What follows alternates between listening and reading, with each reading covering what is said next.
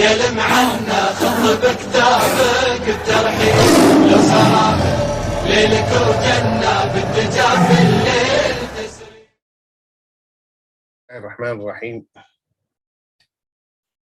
إن الحمد لله نحمده ونستعينه ونستغفره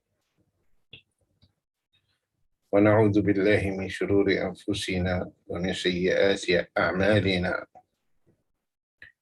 إنه من يهده الله فلا مضل له ومن يضلل فلا هادي له، وأشهد أن لا إله إلا الله وحده لا شريك له،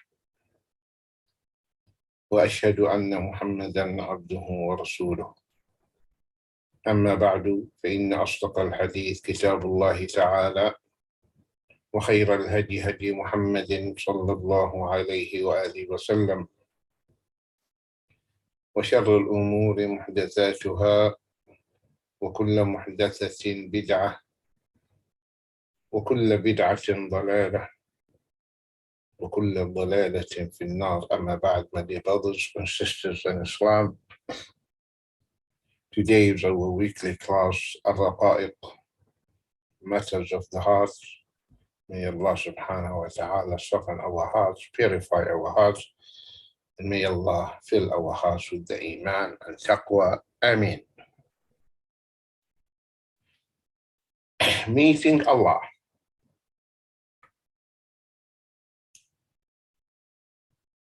Whoever loves to meet Allah, Allah loves to meet him. Are we ready, my dear brothers and sisters, to meet Allah?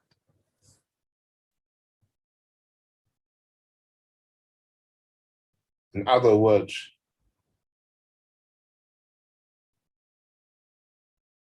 is each one of us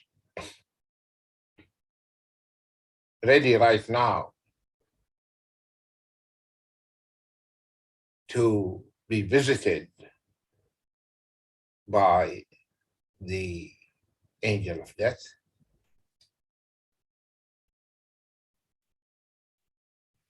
Have we prepared ourselves for such a meeting?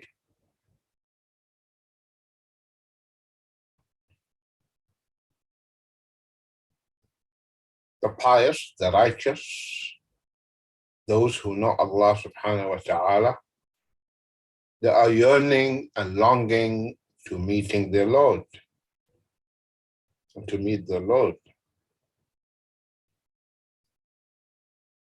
because they exerted their utmost efforts. So they are ready. And they are happy. They are happy to meet their Lord subhanahu wa ta'ala.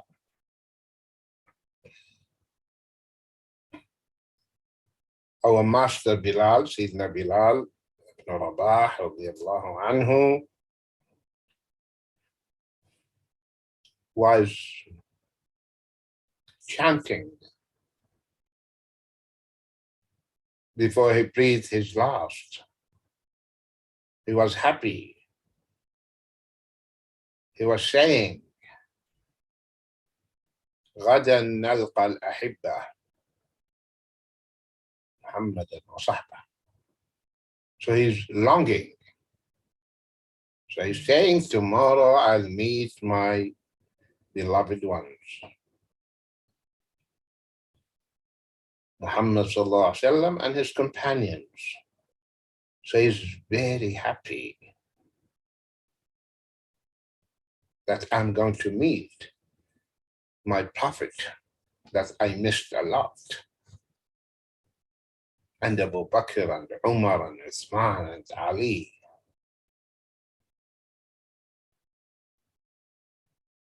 So the pious and the righteous, they long to meet Allah subhanahu wa ta'ala.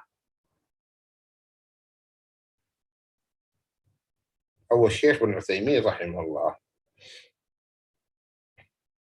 he said, لقد اشتاق ابن السبعين للقاء ربه.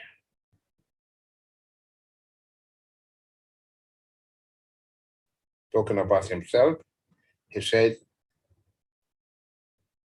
the son of 70 years,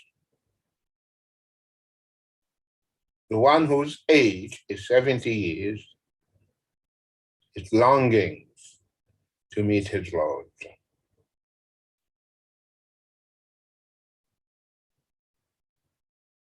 Our Sheikh bin Baz rahimahullah ta'ala, as his wife mentioned, he was smiling and laughing before dying, because they are seeing the other world. They're happy. They prepared themselves for that. So, my dear brothers and sisters, I'm talking about myself. If we haven't prepared ourselves, let us prepare, get ready in order to meet our Lord and love meeting him. So he loves meeting us. Now listen to this beautiful hadith. Because no doubt, all of us are going to leave this world. No one is going to live here forever. No one. We are all in the queue. You have to keep this in mind. All of us, we are in the queue, one after the other. And the escalator, the conveyor belt is moving, and we are moving. So every day we are getting closer. Every day. Till we reach. The grave is ahead of us, and we are moving towards it. Then we'll fall into it. So no one is going to stay behind. No one. All are in the queue, all of us. It's just a matter of time. If it's not this year, next year. If it's not this month, next month. If it's not today, tomorrow. That's it.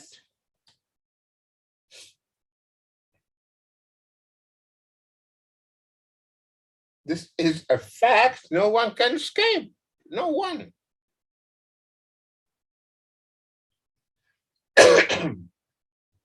So when Allah is telling us that we should not die except illa wa antum muslimun, except that you are in the state of total submission, what does that mean?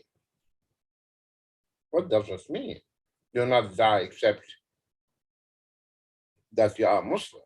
That means prepare yourself 24/7. So always you are in state of this total submission to Allah. So anytime the angel of death comes, you're ready. You are ready.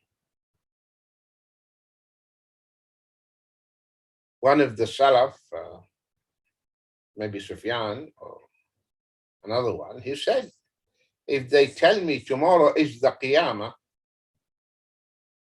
okay, there's nothing else I can do. In other words, there's no other deed. I say, oh, I haven't done this. Imagine. Imagine. They prepared themselves.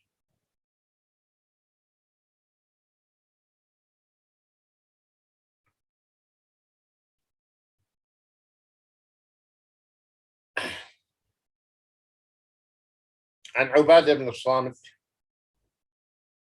رضي الله عنه عن النبي صلى الله عليه وسلم قال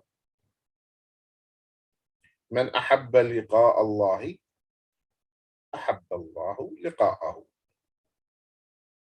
ومن كره لقاء الله كره الله لقاءه.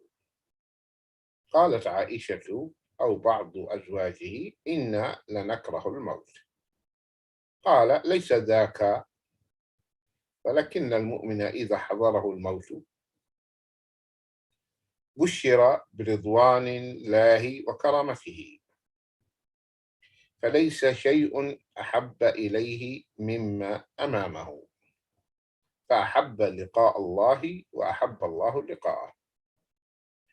وإن الكافر إذا حضر بشر بعذاب الله وعقوبته، فليس شيء أكره إليه مما أمامه، كره لقاء الله وكره الله لقاءه. وصل يوسف الحديث البخاري. Narrated عبادة بن الصامت رضي الله عنه. The Prophet ﷺ said, whoever loves to meet Allah, Allah too loves to meet him. And whoever hates to meet Allah, Allah too hates to meet him. Aisha, or some of the wives of the Prophet ﷺ, said, but we dislike death. We dislike death. He said, it's not like this. But it is meant that when the time of the death of a believer approaches, he receives the good news of Allah's pleasure with him and his blessings upon him. And so that at that time, nothing is dearer to him than what is in front of him. He therefore loves the meeting with Allah, and Allah too loves the meeting with him. But when the time of the death of a disbeliever approaches, he receives the evil news of Allah's torment and his requital,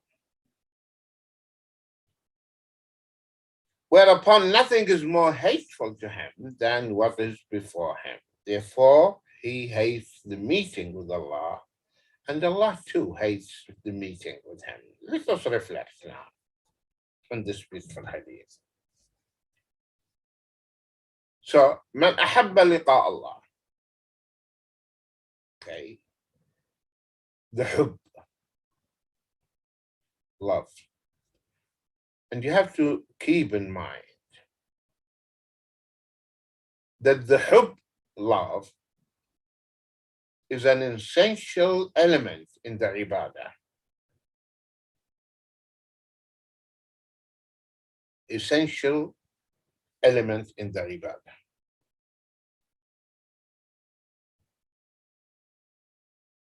As Ibn Qayyim rahimahullah mentioned in the Nuniyah,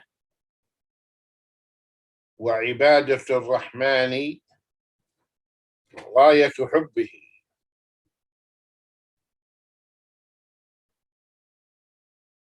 وعبادة الرحمن غاية حبه مع ذل عابده هما قطبان. عبادة الرحمن غاية حبه مع ذل عابده. So the worship of the merciful, the ibadah, how to worship the merciful, worshiping Allah, is with the maximum, غاية حبه, the maximum degree of love. غاية حبه.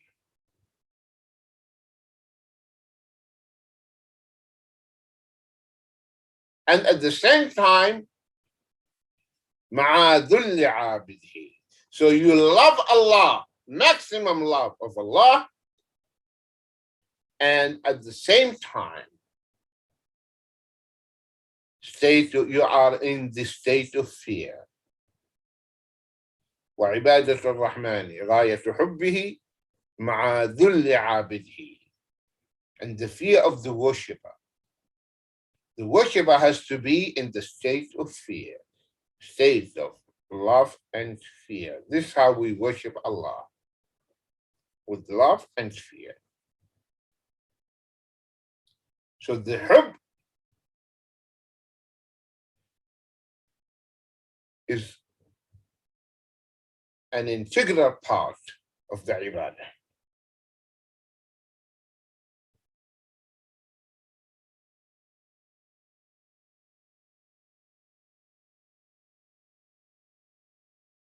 So you love Allah subhanahu wa ta'ala. And when you have the love, then you enjoy the ibadah. Because there are different types of people. Some people, they worship Allah only with love.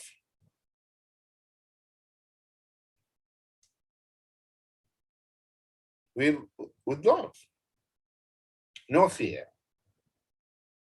So this type of people, this group of people, they did not worship Allah correctly. Because Allah subhanahu wa ta'ala has attributes of jalal, of glory, of majesty, of power, of might. And such attributes necessitate that the worshipper fear him. Because Allah is the Almighty, Al-Jabbar.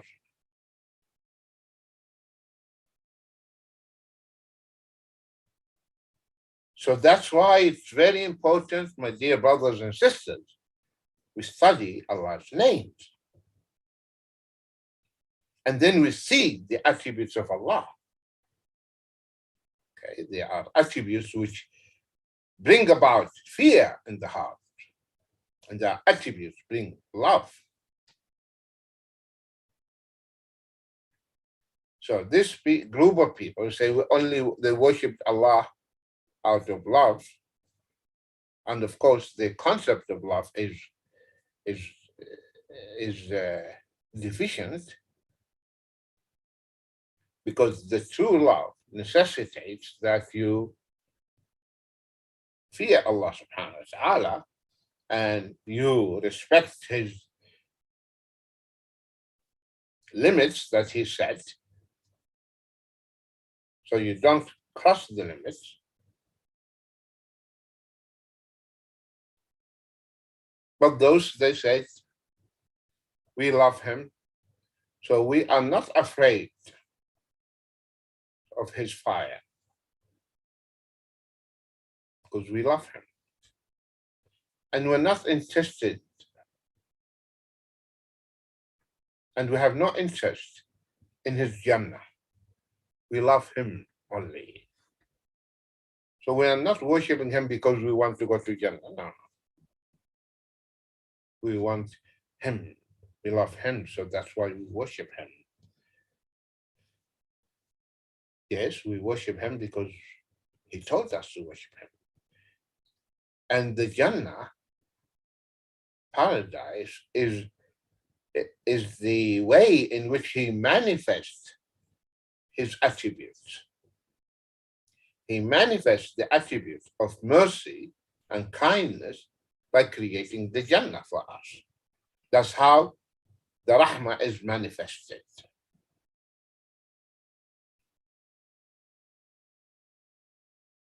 And that's why the prophets and messengers, they fear Allah subhanahu wa ta'ala, and they love Allah subhanahu wa ta'ala, and they are also longing to enter his Jannah. The Prophet ﷺ used to say, Allahumma inni as'aluka al-Jannah wa a'udhu bika min an-nar. Oh Allah, I ask you to grant me admission to the Jannah and save me from the fire. But this group, they say, no, we are not afraid of the hellfire. It doesn't scare us, or the Jannah.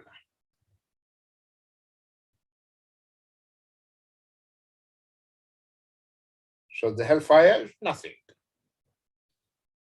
The hellfire which Allah threatens us with, no, we are not afraid of it. So this led them to the zandaqa, kufr. And here there are some of the Sufis are the ones who did that.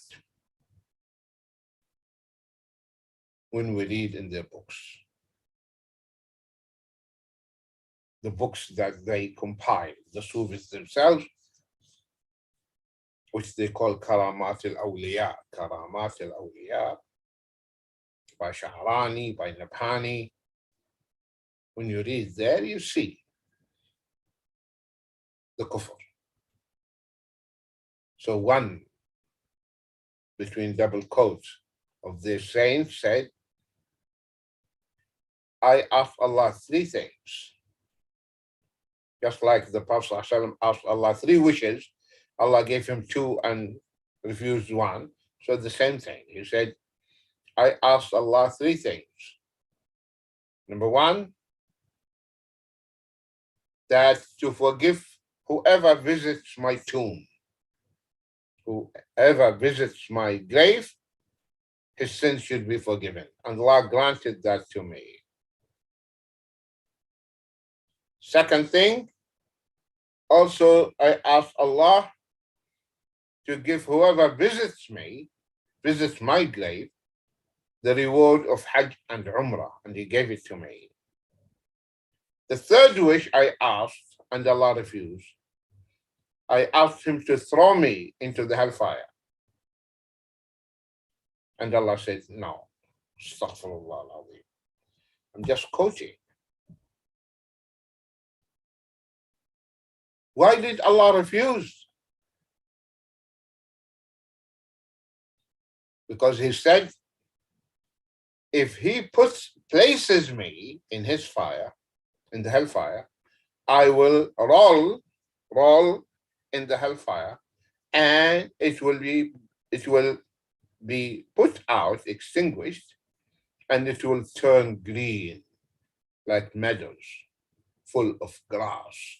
So no more fire. So I'm going to spoil it. So that's why Allah refused. Astaghfirullah. So those they don't know Allah, they didn't know Allah subhanahu wa ta'ala. Or what they attribute that Rabi'ah said, Al-Adawiyah. She said that, she was mistaken, no doubt. Allahumma inni lam a'budka khawfan min narik. Oh Allah, I didn't worship you because I'm afraid of your hellfire.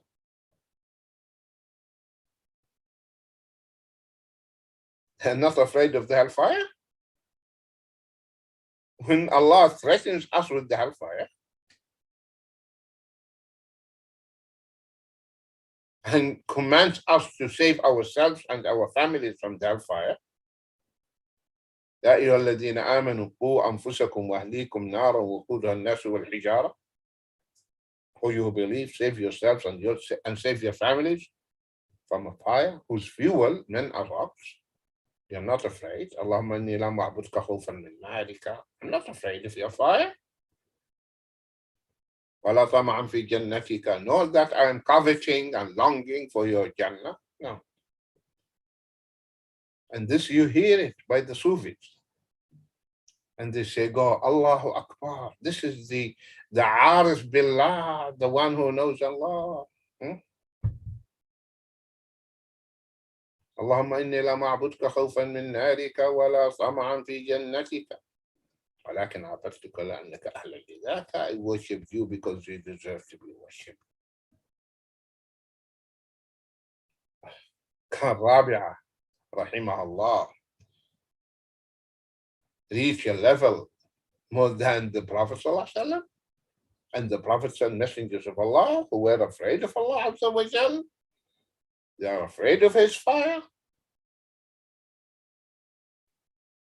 On the day of resurrection, all of them, everyone is saying, Allahumma sallim sallim, oh Allah, save us, save us.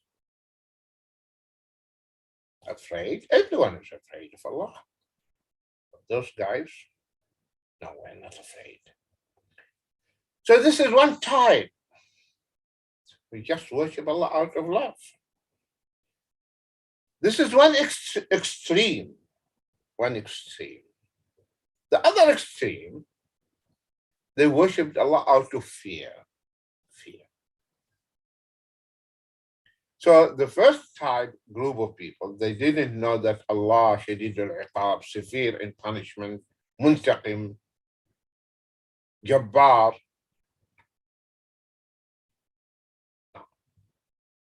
They know him only as Rahim, as Ra'uf, and Shaf, Wadud, and that's it. How about the rest? No. The other extreme, out of fear. Allah is Jabbar, Muntaqim, Shadid al-Iqab, Rahim, Wadud, Ghafur. They forget about that. So they are always in state of fear. And this category is represented by the Khawarij or the Kharijites, who worship Allah only out of fear. They pray a lot, they read the Quran a lot, but the Prophet ﷺ said, the recitation of the Quran will not go above their necks, which means Allah will not accept. The deeds or the recitation or the reward will not go up. The deeds will not go up. Though they are known for the salah, for the siyam, to the extent that the Prophet ﷺ said to the Sahaba, يحقر أحدكم صلاته إلى صلاتهم. When you see, you a companion, Sahabi, if you see one of the Kharijites praying and the khushu' and you will belittle your salah. Feel your salah is nothing. Your siyam is nothing. Yet, they are kilabun nar. The deeds will not raise up, will not rise. So this is another group. And the third are the middle path, Ahl Sunnah. They worship Allah out of love and fear. Love and fear. وعبادة الرحمن غاية حبه. So you worship Allah with the maximum love. Maximum love and maximum fear. So you are in between two states, state of love and state of fear. And this is how you balance your journey towards the akhirah. As the ulama said, you are like a bird with two wings, and you balance your flight. You have the wing of hope and you have the wing of fear. And you check yourself. If you feel that you are started to feel safe and secure from Allah's punishment because of you raised the wing of hope too high, lower it. Lower the wing of hope and raise the wing of fear so that you fear Allah. If you feel that because you raised the wing of fear too much high, so now you are going to despair and lose hope and reach the qunut, you despair of Allah's mercy, lower it and raise the other wing. And this is how you balance your flight and your journey.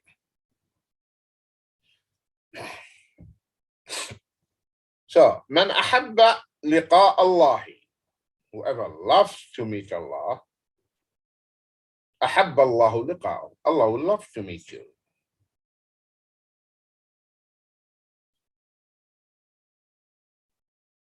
And there is a real meeting.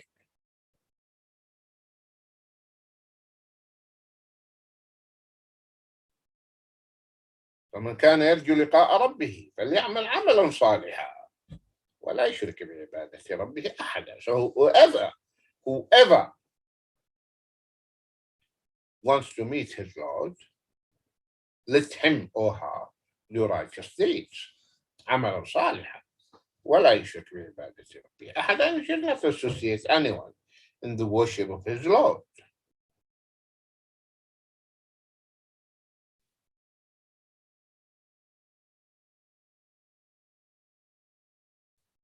So there is a meeting with Allah subhanahu wa ta'ala. He will talk to each one of us. Imagine, Allah will talk to each one of us. And He will remind us about some of our sins. But this is between you and Him only. No one hears about it. And then He will tell you, I have covered it in the dunya, and today I forgive it.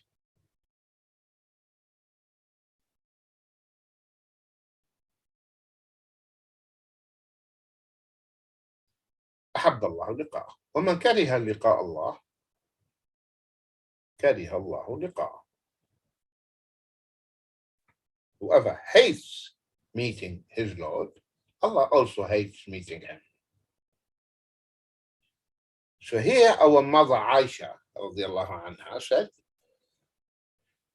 or other, the narrator, he got confused whether it was Aisha or other wives of the Prophet, one of the other wives of the Prophet. So the questioner, she said to the Prophet, Inna lanakrahu al-maut. She's talking about a fact. A human being doesn't want to die. Who wants to die? No one wants to die. This is our nature. We want to live longer. That's why we hide our real age, especially women. We say, women, don't ask a woman about her age, because she will reach a certain number of years, and that's it. The pointer will not move. Anytime you ask her, she will give you the same answer. So no one wants to look old, and men, they like to look young, and they keep dyeing their beads, okay, with black, so they look young. They don't know that this is camouflage. Okay? The reality would remain. You are old, you are old.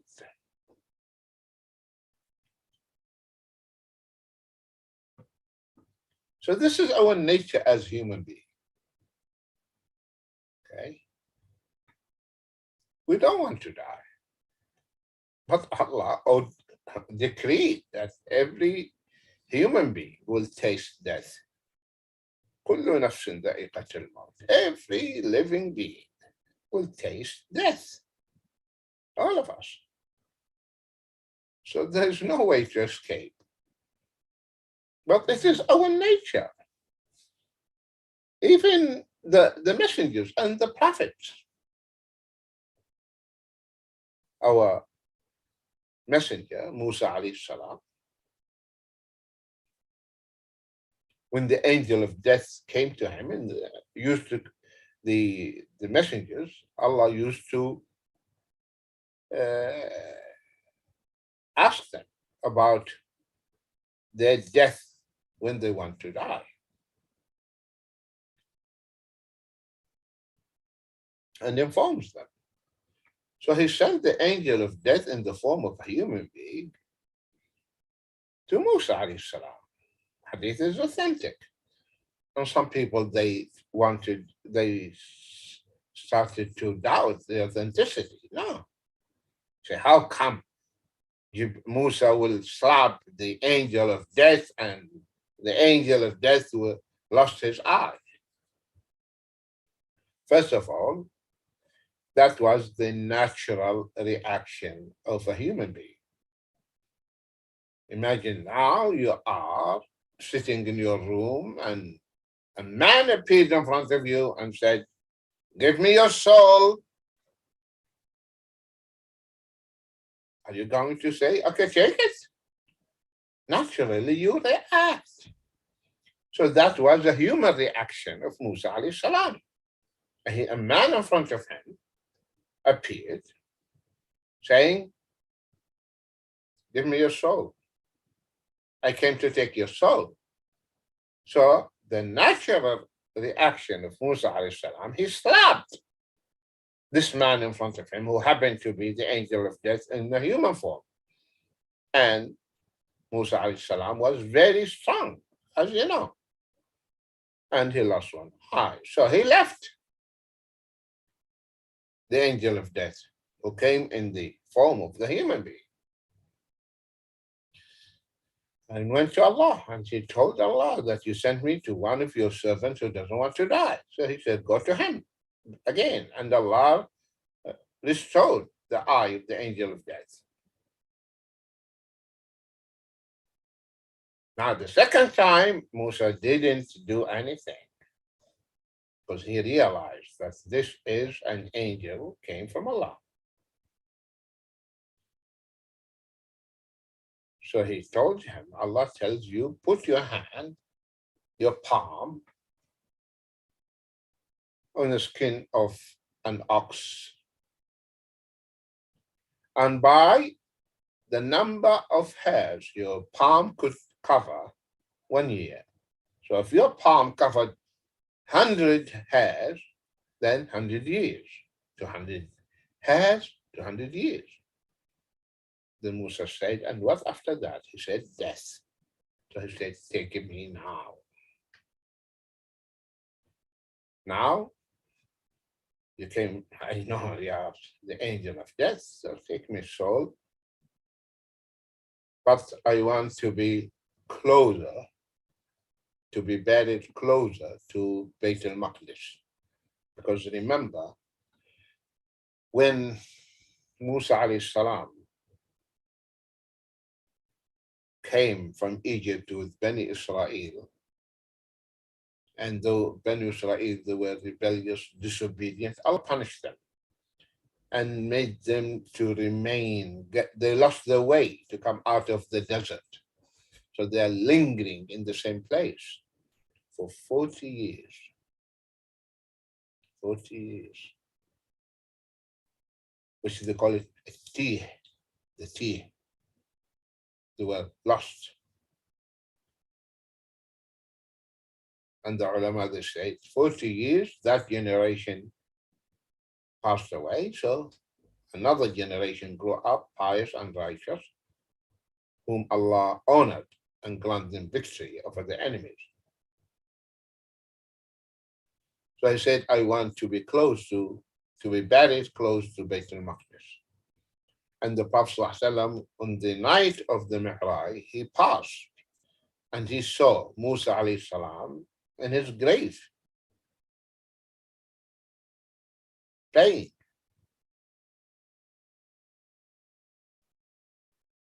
And this is barzakh life. You cannot comprehend. And then in Beit al-Maqdis, Allah resurrected all the prophets and messengers.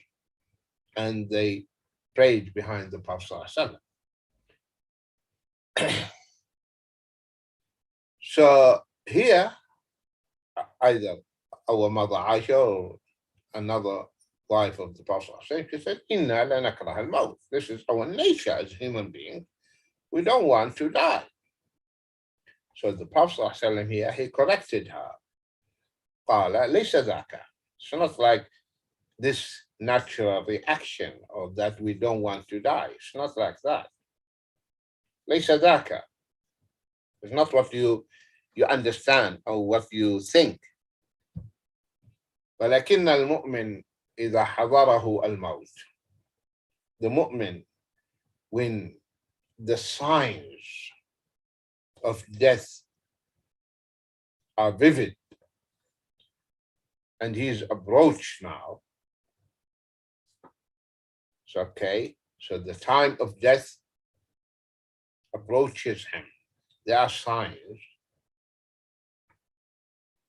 Here, he receives because, see, my dear brothers and sisters, when we are dying,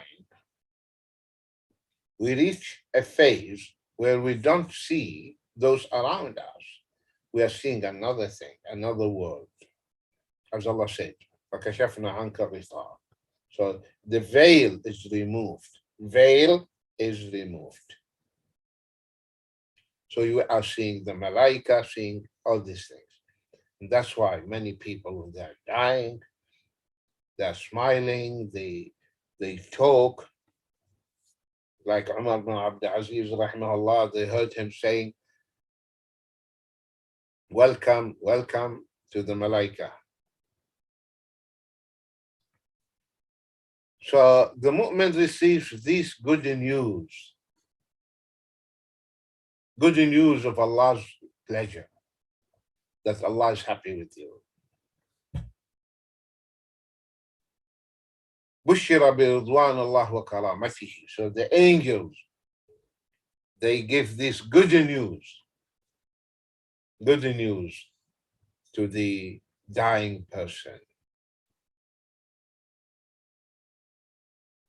So Allah is pleased with you, and He's showering His blessings on you. بُشِّرَ بِرِضْوَانِ اللَّهِ. Allah is pleased with you. وَكَرَامَتِهِ. His honor, He's honoring you. He has blessed you. In that case, may Allah make us among them. Ameen, Ya Rabb. By your grace, by your mercy, out of your great generosity, though our deeds are nothing.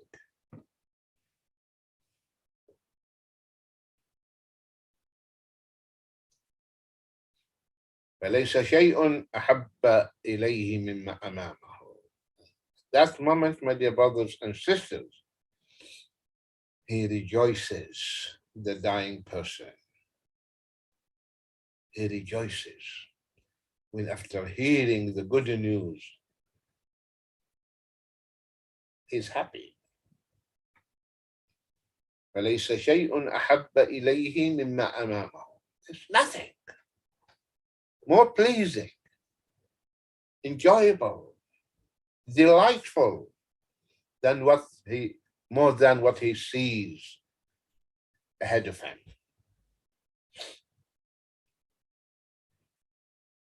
That Allah's rahmah, Allah's pleasure. And that at that moment,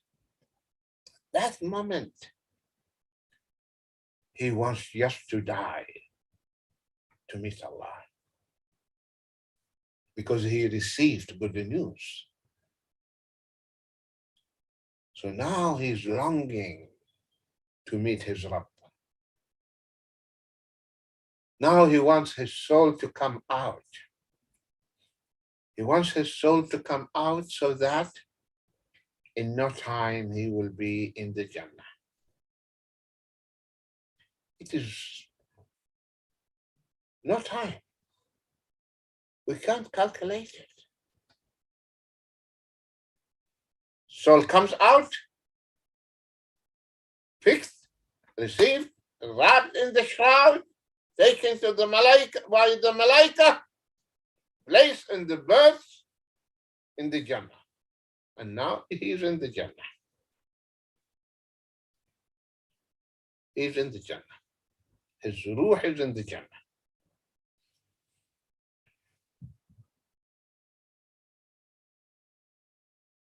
See,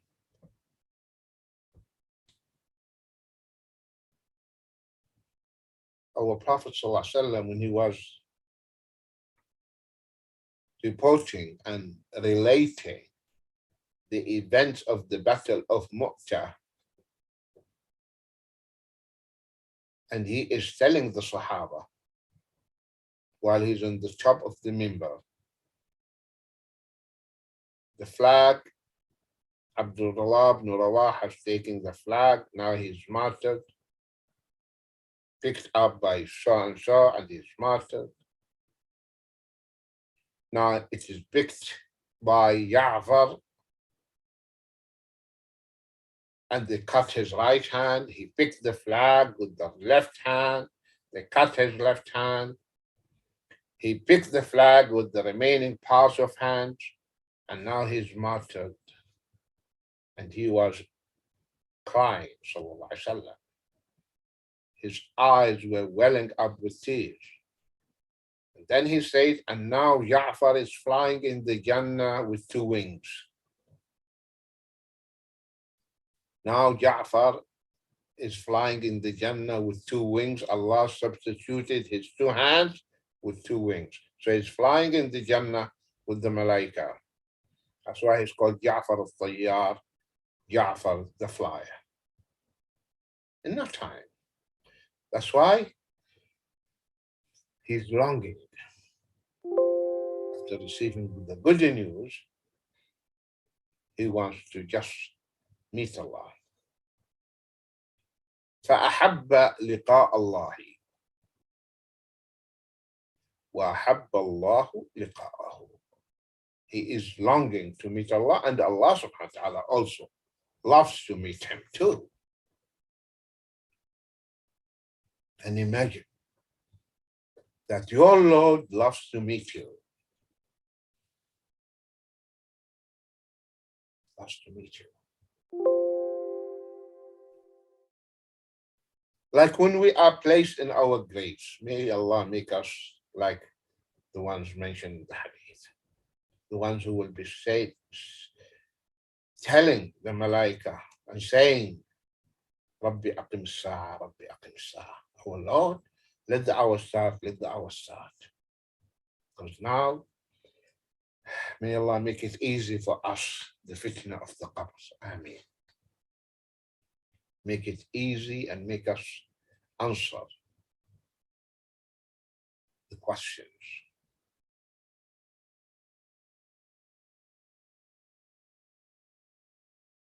And make us among those who will say, Rabbi aqim as-sa'a. Because after answering the questions and the Malaika, they tell you, okay, relax. So you say, I want Allah to start the hour. Say, no, the hour will come. Yes. Enjoy the pleasure of the barzakh life. Your soul is in the Jannah, but also you will receive the pleasure and the blessings of that life. And the dead, they don't feel time. They don't feel the duration. No, they don't feel it.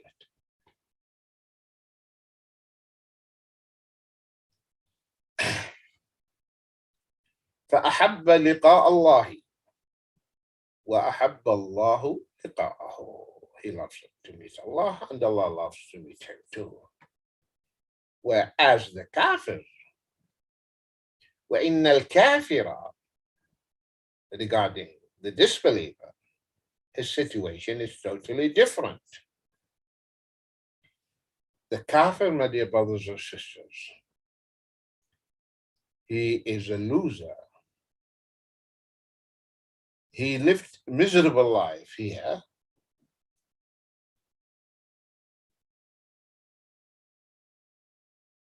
He was worshipping himself, his desires. So he didn't enjoy the life of serenity and peace and iman. And now the hellfire ahead of him or her. وإن الكافر إذا حضر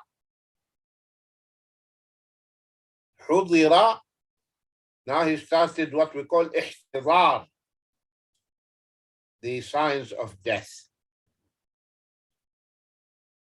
يحتضر is dying. حُضِرَ, now the signs of death appear.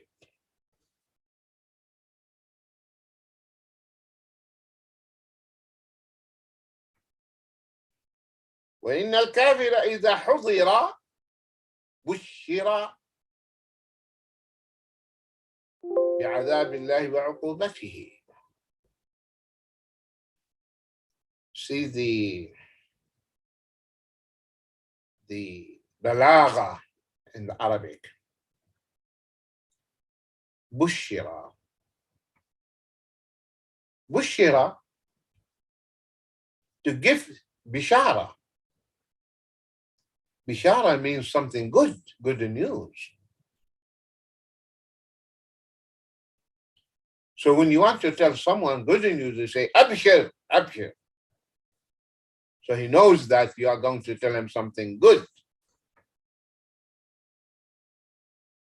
You don't tell someone, Abshir, and then you tell him your father died. You don't say that.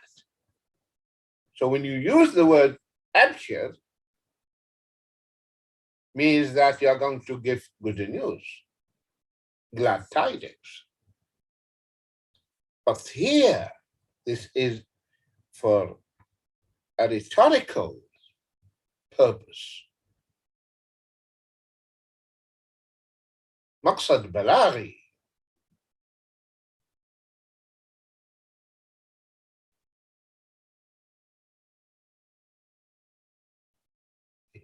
The kafir إذا حضر بشر.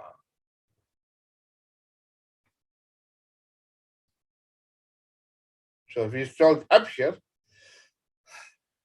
no, hellfire, extreme punishment for you, Allah's torture for you. So the news is so heavy on him. It's a shock. Shock.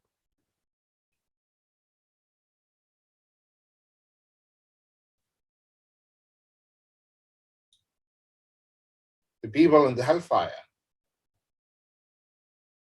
as you know, the kuffar will not come out from the hellfire forever. Believers will come out of it. Those who are sinners and will taken to the hellfire for a while, then they will come. Then the people in the Jannah and the people in the hellfire, they will hear a call. So all of them, they will look at the Sirat. The people of the Jannah say, maybe our stay is over.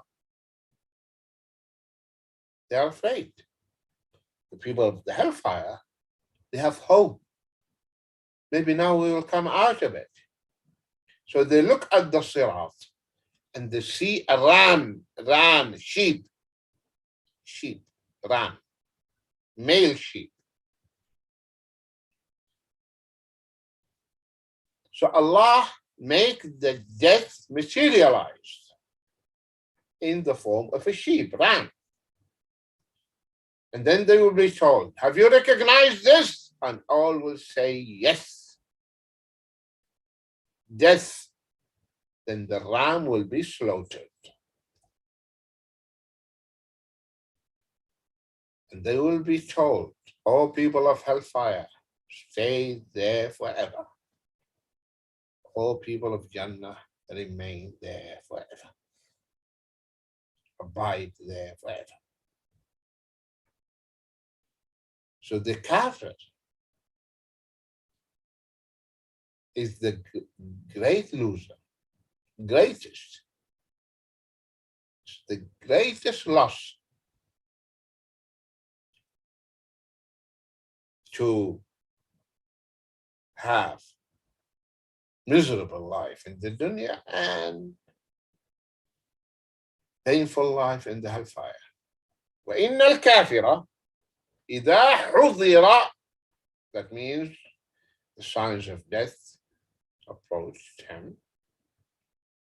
Bushira is giving the news, but not good news. بعذاب الله. عذاب الله. Allah's punishment. وعقوبته. So Allah's torture and punishment. In that case, when he is giving such news, while he's still in this world, he hasn't breathed his last. He hates to die. Because now for sure he knows what is ahead of him. He knows, he feels, he knows what is there, what's going to happen to him. فليس شيء أكره إليه مما أمامه.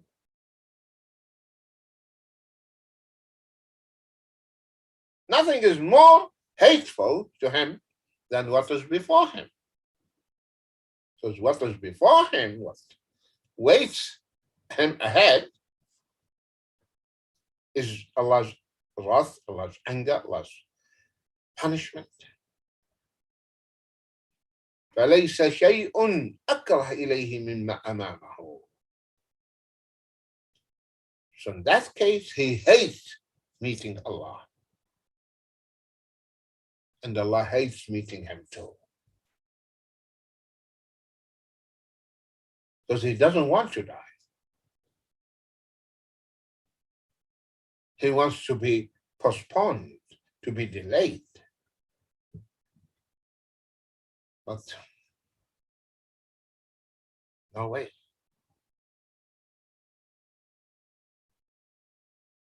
When your time comes, it will never be delayed. إذا جاء أجلهم لا يستقدمون ساعة ولا يستأخرون. Your time is due, finish. It cannot be advanced, cannot be delayed.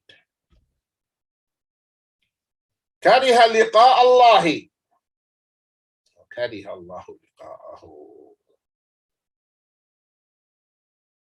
He hates to meet Allah and Allah hates meeting him. Okay? Allah hates meeting him because he disobeyed him.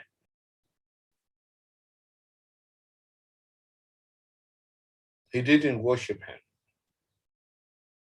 He worshipped others besides him.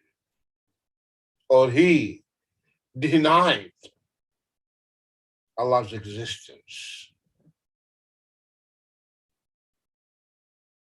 So Allah hates meeting him.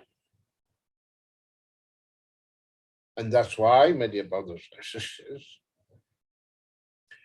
the kuffar on the day of resurrection,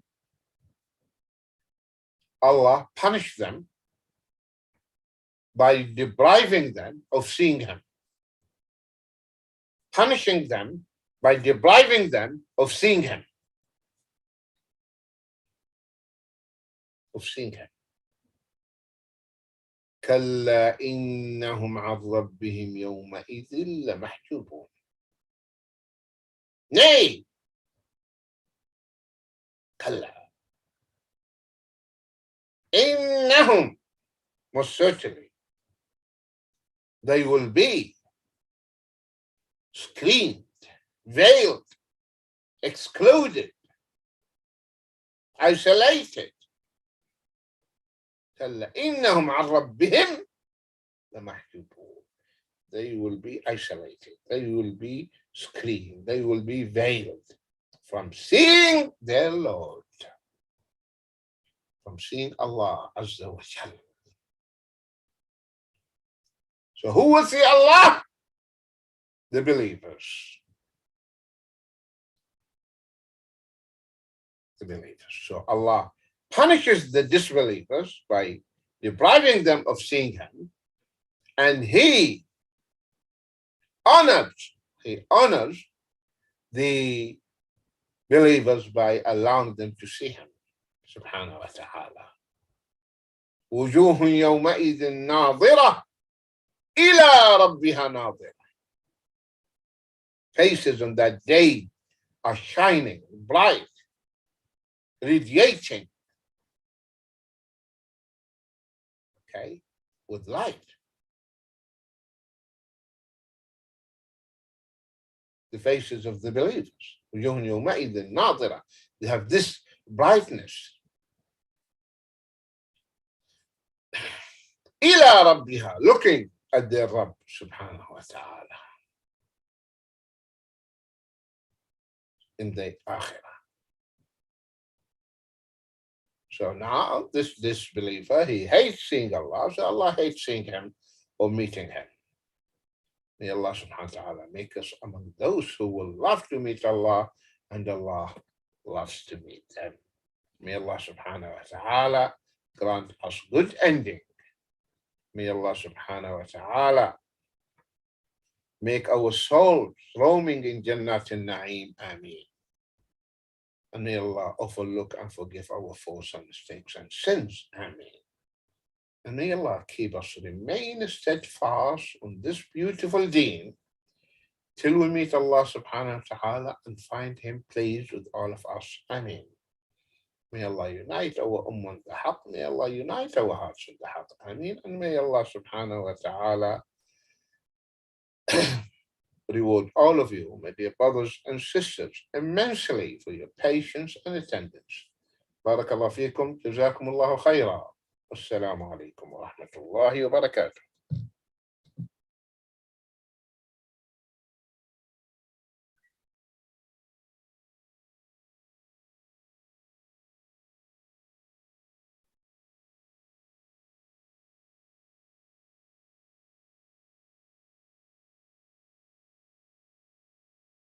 Yes, I can hear you clearly, alhamdulillah.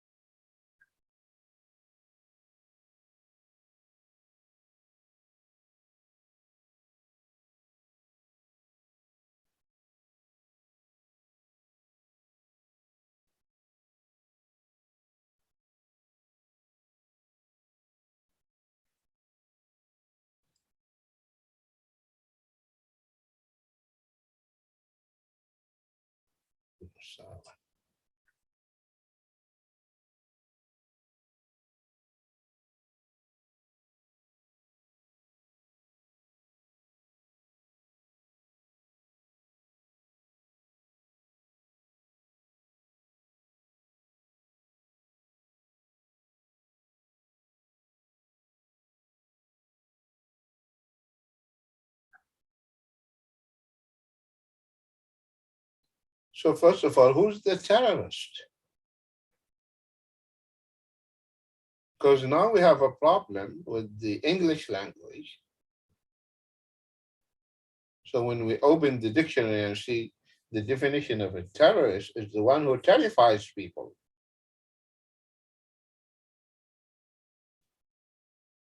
So anyone who terrifies you is a terrorist. So first of all, this terminology is so vague. It's so vague. So what do you mean by terrorist? Who's the terrorist? Are the Ukrainians nowadays terrorists who are fighting the Russians?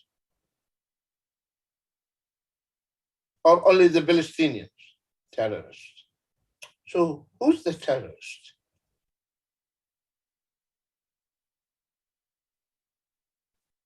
So because of this ambiguity and playing with words and double standards, we as Muslims should use our own terminologies, which are precise and accurate. Okay. So in Islam, we have, instead of using the word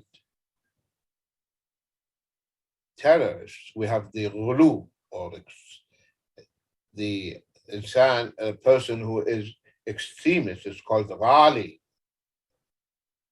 Okay. So going to extremes.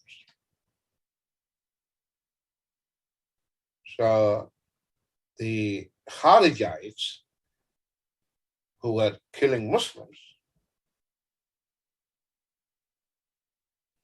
and they killed the Sahaba, and the Prophet ﷺ described them and gave them such bad descriptions that they are kilabun nar, the dogs of the hellfire. In spite of that, they were treated as Muslims. They were treated by the Sahaba as Muslims. Though they killed the Sahaba and they killed many Muslims, but they were treated as Muslims. Sayyidina Ali ibn Abi Talib, he's the one who fought them. And then when he was asked about them, he said, they asked him, are they kuffar? He said, no, they're not kuffar. They're not disbelievers. I think also Abu Umama, radiallahu anhu, when he entered Damascus, he saw many heads of the Khawarij were cut and they're put in a string and they are suspended in the air. When he saw their heads, he said, Kilabun nar. Sharru qatla tahta adim as-sama. They are the dogs of the hellfire, the worst of the dead under the canopy of the sky. After saying that, he cried. He cried. So those around him, they said, you said what you said and then you cried. He said, yes, I wept because I remembered that they are Muslims. I remembered that they are from the Ummah of Muhammad sallallahu alaihi wasallam, and the shaitan misled them. So Sayyidina Ali radiallahu anhu, when he was asked, are the Khawarij, the Kharijites, those whom you fought, those who called you kafir, are they kuffar? He said, no. Min al-kufri farru. They ran away of the disbelief. They're not disbelievers. And nowadays, if ignorant Muslims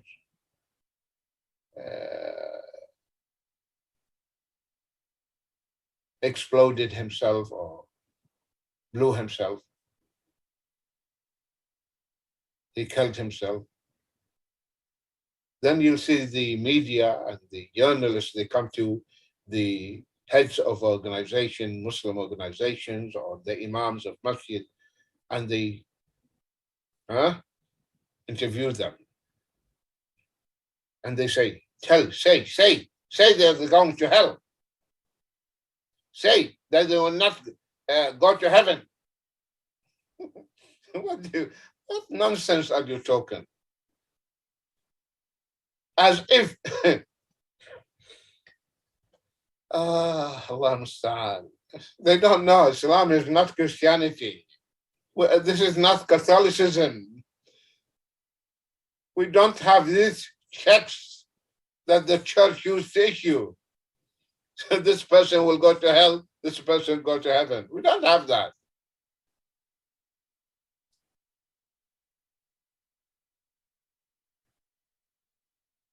So they say, no, say he's going to hell. The poor guys, the heads of Muslim organizations say, we condemn it, it is not Islamic, Islam does not approve this. No. Say he's going to hell. Say he's not a Muslim. I cannot say that. I cannot say it. Because if I say it, I'm not a Muslim. It's not my business. It's not my business. Hell and heaven, Jannah and Nar, this belongs to Allah. I'm not the owner of it. Okay, so be careful. So here, Sayyidina Ali said, no, they are not kafirs. Yes, they fought me, they killed, they're not. They said, then they asked him another question. أَمُنَافِقُونَهُمْ? Are they munafiq, hypocrites? He said, no. They're not munafiq. They're not hypocrites. إن المنافقين لا يذكرون الله إلا قليلا وهؤلاء لا تفتر ألسنتهم عن ذكر الله. He said, the munafiqs, the hypocrites, they hardly praise Allah and celebrate His name. Hardly. And those, the Khawarij, their tongues never pause or stop praising Allah and remembering Allah. So the questioner then asked Sayyidina Ali, so what are they? Who are they? What can we say about them? He said, إخواننا بغوا علينا. إخواننا بغوا علينا. Our brothers, and they wronged us. Shaitan misled them. So this is the stance of the Muslim. This is the stance of a Muslim. So in Islam, if a Muslim, as many ignorant youth, they make blunders and they make the Muslim community to suffer, they are still Muslims. So they should be buried in the Muslim graveyards, and their wives should go through the waiting period, and their wealth should be distributed according to the Sharia, all the rules of the Islam. Because the man who killed himself at the time of the Prophet ﷺ, the Prophet ﷺ told the Sahaba, Sallu ala sahibikum. You conduct the funeral prayer, the janazah. He himself did not pray as a punishment for him.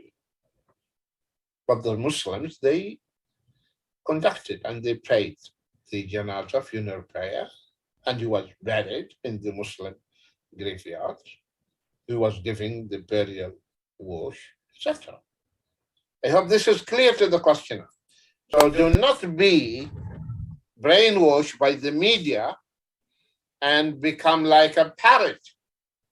We just repeat what we hear in the media. Jazakumullahu khair. Was that a very good answer? Even I was taken aback, Sheikh. That was a beautiful answer. In fact, I wanted to add to this as to what you were saying about the media, because that is a lot of things that happen with like people asking questions about these matters, but there's so much hidden by the media at the same time where, you know, they're only showing us, they're only showing these people that are terrorists, that are also Muslim, but then the much larger number of people that are, whether they are white, whether they're anything, they're just not portrayed by the media at all, unless it benefits the media. And obviously the questioners are always asking based on what they see, not on what isn't seen, not asking about the unseen. So I think your answer was amazing. Jazakumullah khair. See, they have this double standard. Because of the Ukraine problem, they are saying now the door opens, come and fight.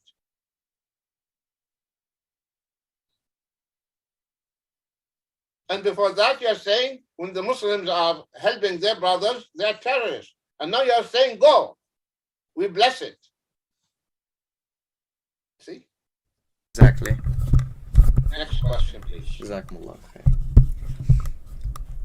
Our next question is asking, the questioner just wants clarification on the Khawarij. They're asking, are Khawarij disbelievers or are they believers? They were just asking. I answered that. I answered when Sayyidina Ali said they are not kafir, they are not munafiq, they are Muslims. Yes, Jazakumullah khair.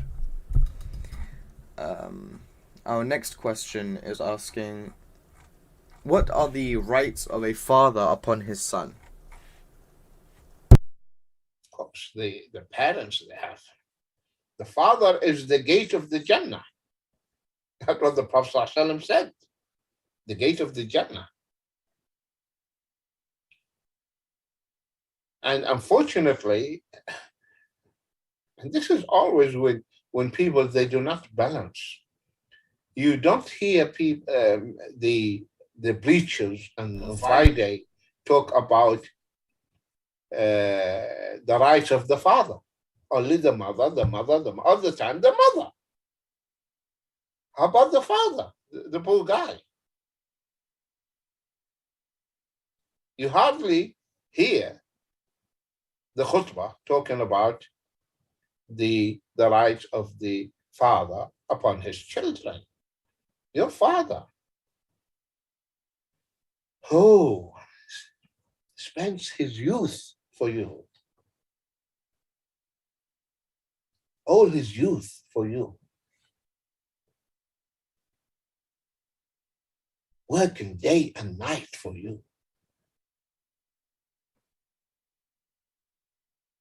hours and hours he's working to save money for you, to buy whatever you want, to educate you, then to get you married.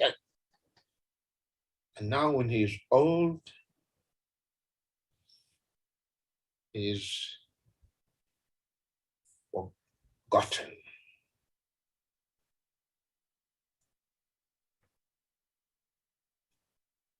The father.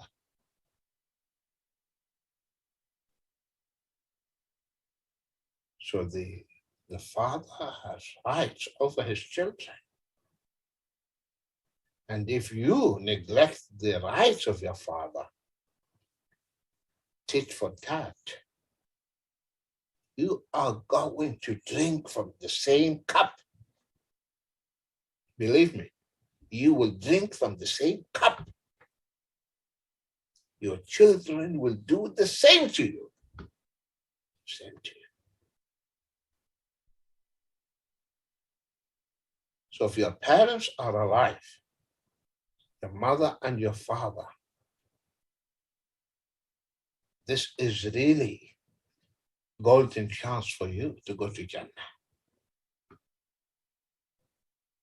by obeying them, being kind and nice to them. Jannah at the feet of your mother, at her feet is the Jannah. As فَثَمَّ الْجَنَّةِ, authentic narration. Anda is weak narration, because some people, when they hear the moment the feet, oh, weak hadith. No, there are two narrations. Al-Jannah tahta aqdam al-ummahat, that narration is weak. Anda. At is authentic. So this is your mother, who carried you 9 months in her womb and breastfed you for 2 years. She brought you up. And the ulama, they said the reason why the Quran mentioned and reminded us about our mothers, because we didn't see what they did for us. I didn't see my mother when she was carrying me. I didn't see that. I didn't see how when I cannot recall when she was breastfeeding me. I didn't see the sleepless night she had. So Allah had to remind me about my mother.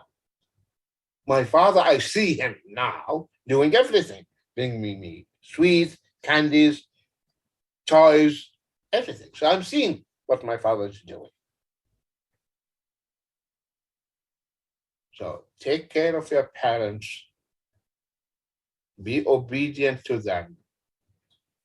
As at the time of the Prophet ﷺ, a young man came to the Prophet ﷺ and said, my father asked me for money and to take from my property. He is keep asking me.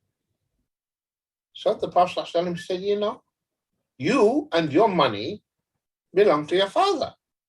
What are you talking? You and your property and your money, you belong to your father.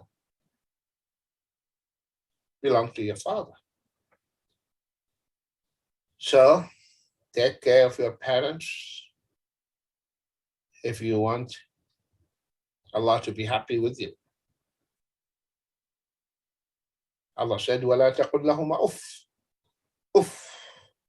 It's not a word. It's just air coming out. It's a sign that you are upset. You don't say uff to them.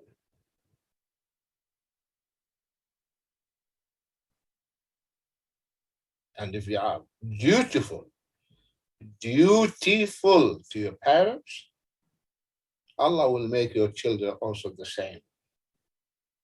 Being obedient and kind to your parents, Allah will make your children like that. May Allah subhanahu wa ta'ala reward our parents immensely, and may Allah forgive us for our shortcomings towards them. Ameen.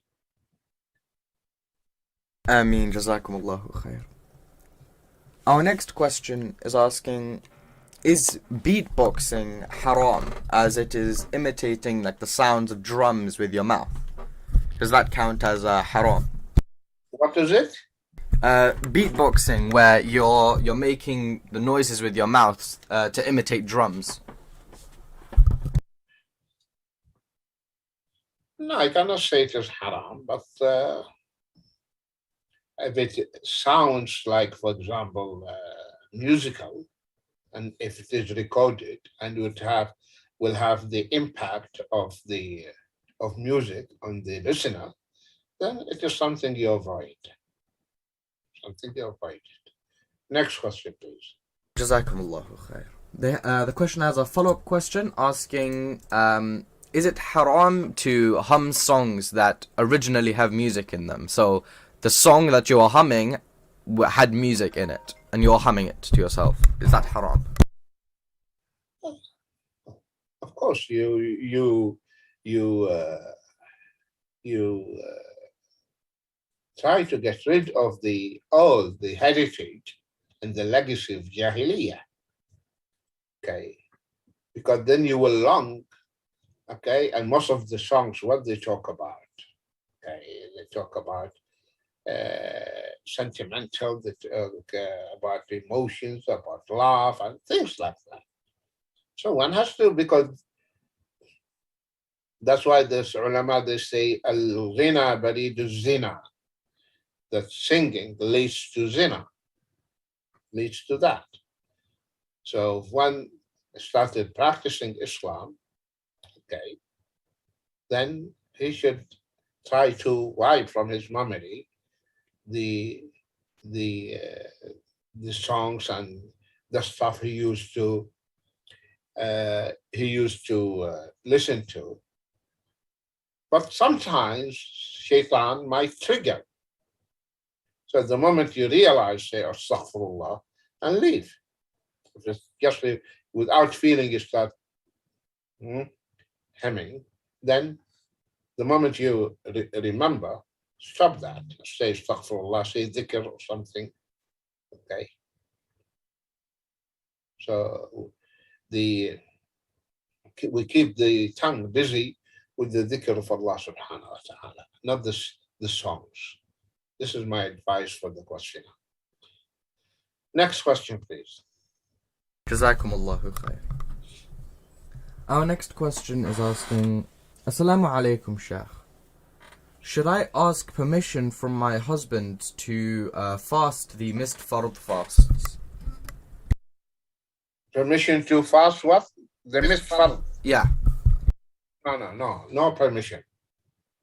Permission if you want to fast nafil. But to make up your days, you don't seek permission. Because this is fard. You have to make it. But if you are fasting Monday or Thursday, and your husband wants to have you, then he has the right to ask you to break your fast. And if you want to fast, you seek permission as well, because that is his right. Next. Jazakumullah. Our next question is asking about the name Malak. The question is saying, I heard from some scholars that it is haram to call your child an angel or Malak. And then they have the evidence from Sheikh Bakr ibn Abdullah, where he says, as for giving women the names of angels, it seems that this is haram because it is like the way of the mushrikeen who regarded the angels as daughters of Allah. Exalted be Allah above what they say. Yeah. So such names, which they give what we call tazkiyah. Tazkiyah, that means you attribute perfection to yourself, malak. Of course, your child is not an angel. So that's why the Prophet ﷺ, he showed us and guided us to choose the name when he said, Afdal al-Asma, Abdullah wa Abdul Rahman. That these are the best names, Abdullah and Abdul Rahman. And they don't know what is wrong with the Muslims nowadays. When you tell them this hadith, they say, oh, Abdullah is known, Abdul Rahman is known. Subhanallah, the Prophet ﷺ said they are the best names. The best names. Why you don't want to name your child Abdullah and Abdul Rahman? No, I want a name that, rhymes, something no one. That's why this is a sickness, actually. I find parents, before the child is born, they're looking for names. Let the child come first. Maybe the child will born dead. Okay. So first of all, let the child come to this world, then we'll find a name. And some people, Muslims, without mentioning their place, they just open the Quran. Say, oh, it is there in the Quran, and they pick that name. Jahannam is in the Quran. You'll call your daughter Jahannam. Sa'ir is in the Quran. Hutama in the Quran. What is wrong with you?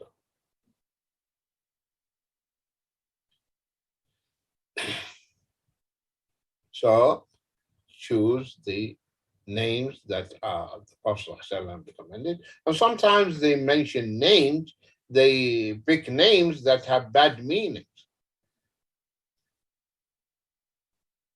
Diana is a goddess of the Greek, goddess. And you call your daughter Diana, goddess? Or among the Arabs, they have the name Ihab. Ihab. Ihab means what? Skin. Skin. Skin of the animal before it is tanned and the hair is removed. It's called Ihab. So in the hadith, أيما إهاب دبغ فقد طهر. أيما إهاب دبغ فقد طهر. Any hide, any skin, after tanning, it becomes pure. And you call your son Ihab. So you are the father of skin. Just because Ihab, oh, it's nice. But the meaning is bad. You call your son skin? Next question, please. Jazakumullahu khair. Our next question is asking, Assalamu alaikum wa rahmatullahi wa barakatuh. Sheikh, why is there so much divorce in this day and age? Because the Iman is weak, because of sins, because of lack of responsibility, because families are fragmented, because lack of awareness especially among the youth, because of the media nowadays, social media, which corrupted and spoiled and many families. Women, they watch stuff. So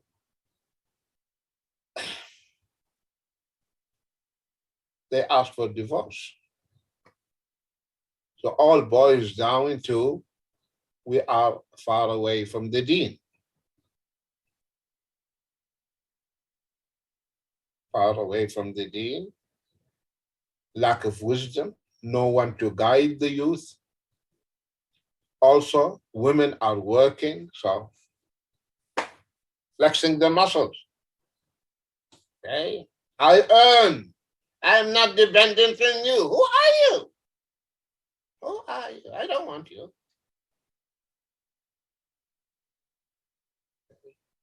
This is it. They're not staying at home as mothers bringing up children.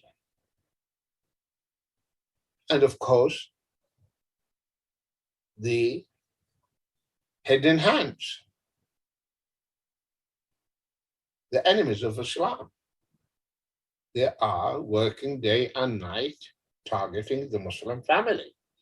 Because if they destroy the Muslim family, they are destroying the Ummah.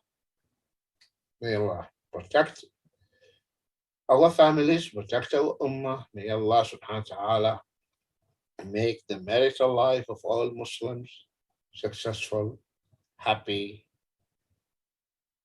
Ameen.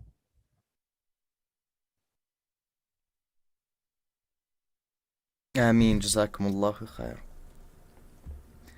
Our next question, Sheikh, is asking, what is the danger of... And also I remembered one thing. Oh. We have to create awareness. For example, now we have a couple who are going to get married. They have to go through a crash course about the marital relationship, marital life. Marital life is not milk, honey and milk, or better roses. No. Give and take, and there will be obstacles, there will be problems. So they start their life when they are aware, because many youth, boys and girls, they think life is what they read in the novels. No, it's not like that. You're going to deal with a human being. So the marital life is not like that. So they need to go before the marriage through this crash course, and they have to be tested and certified. Then we tell them, now you are ready for the marriage. Next question, please. Jazakumullahu khair. Our next question is asking, Assalamu alaikum, Sheikh. If two people are owing one another money and one of them dies, can the one who is alive subtract the money he owes the other person from that of the dead person and then pay the remaining balance to his family? Or does he have to pay the full money to the family of the dead and the family also reciprocate by paying what he is being owed to? In this case, if there is a document, proof, okay, that this piece of paper signed by the deceased and the one who is in debt, so he tells the heirs, the inheritors, okay, this what I owe your father, and he borrowed from me also this much, and this is the proof. So I'm going to deduct what is mine and give you the remaining. That's what I'm fine. But if there is no, and the children, they don't know, and what they found in their father's safe box, that so and so owes me this much, then give them that money and then explain to them. And if they give you, that's well and fine. Otherwise, Allah subhanahu wa ta'ala will compensate you and reward you. And Allah knows best. Next question, please. Jazakumullah. Yeah. And this will be the last question, inshallah. Okay, inshallah. Last question. Our final question is asking, if I made a mistake in my salah and then after completing it, I forgot what the mistake was, and I did not know if it requires sujood as-sahw or not, what shall I do? If it is not a pillar of the salah, okay, if it is just one of the sunan, you forgot, okay, then and you prayed, and then you forgot exactly, your salah is valid, your salah is correct. And if you make sujood sahw after the salah, that's well and fine. And if you didn't make sujood sahw, also your salah is correct. But if you missed fard, something pillar, like ruku' or sujood in the salah, then the salah is invalid and you need to repeat the salah. Jazakumullah. And with that being said, that was the final question for today. If you guys had any questions left over, I believe there was 2 more. You guys will be answered next week, inshallah. Stay tuned. On Saturday for the Fundamentals of Tawheed session at 1:30 p.m. UK time. For those of you who are watching, please don't forget to subscribe and turn on the notification bell so you're notified of when we go live, because seeing as the times have changed. Or you can message the Al Fitra phone number to join the WhatsApp group where you'll be notified of anything changing, inshallah. And with that being said, Sheikh, if you have any final words, I can pass it over to you. Barakallahu feekum, jazakumullah khair. May Allah subhanahu wa ta'ala reward you immensely for your patience and attendance. May Allah bless you, bless your family, protect you, protect your family. May Allah subhanahu wa ta'ala accept your siyam and qiyam. And may Allah subhanahu wa ta'ala make us among those whom He sets free from the fire in this holy month. Ameen. Until we meet, inshaAllah, in the coming session, I leave you in Allah's company and protection. بحفظ الله ورعايته. السلام عليكم ورحمة الله وبركاته. آمين وعليكم السلام ورحمة الله وبركاته. سبيل الدموع سبيل